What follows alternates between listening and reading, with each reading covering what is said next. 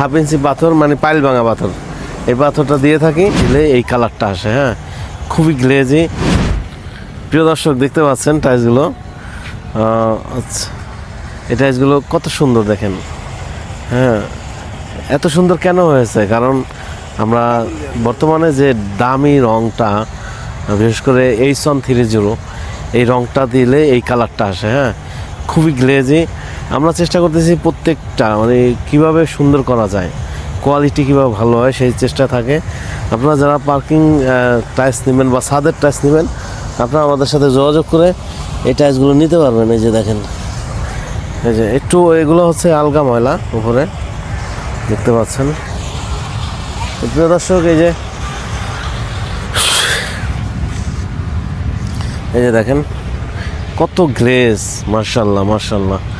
হ্যাঁ, তো টাইলসটা খুব সুন্দর হয়েছে। আমরা চেষ্টা করি যে আমাদের টাইলসগুলো কীভাবে সুন্দর করা যায়, কীভাবে আরও উন্নত করা যায়।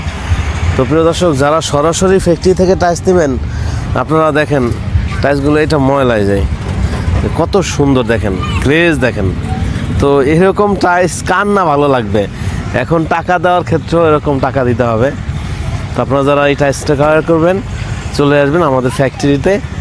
আমাদের ফ্যাক্টরিতে এসে দেখে তারপর হচ্ছে অর্ডার করবেন। এই যে এখানে আমরা শুকাতে হয় টাইলসগুলো, এখানে দেখতে পাচ্ছেন, এখানে শুকাতে হয়।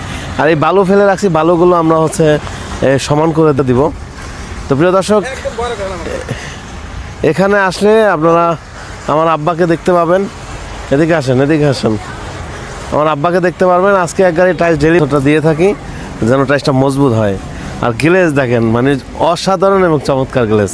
আশা করি সবার ভালো লাগবে। আর আমাদের এই ফিনিশিং দেখেন টাইলসের, হ্যাঁ এই ফিনিশিং দেখেন, খুবই অসাধারণ। এই গ্লেজের টাইলস নিলে আপনারা ফ্যাক্টরিতে সরাসরি আসবেন, দেখবেন, অর্ডার করবেন। তবে ভালো মাল নিলে তো আপনাদের খরচ একটু বেশি হবেই।